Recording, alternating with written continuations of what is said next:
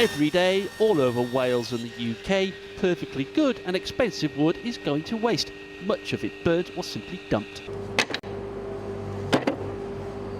As far as we're concerned, it's effectively just firewood. So joiner Bill Culshaw, who runs a manufacturing business with his son John in Rhyl, came up with an idea. Why not simply give it to local schools, where it can be turned into this, the work of sixth formers at Denby High. Staff there say it's making a difference.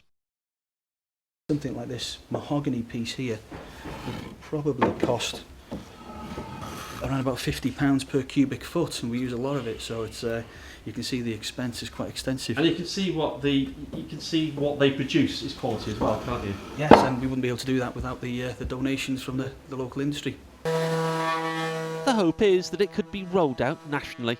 I only see it as a win-win situation for them. And if you actually take it and sort of transplant it across the whole country, there's a vast amount of resource being thrown away.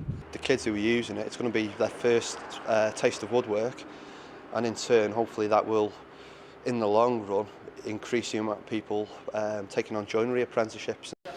This class is using recycled wood to make bird boxes, and what can be achieved is truly impressive. Using oak, like white oak, this very expensive wood, it enabled me to produce the speakers this quality that I would never be able to produce in a school that didn't provide, well, that did provide this specific material but would be too expensive for me. This top piece, I wanted it to be oak because it needs to be a high quality piece of furniture, but they kept the costs really down because that would cost over £100 just for that piece there. And all this with recycled wood that could have gone up in smoke. Ian Lang, ITV News, Denbighshire.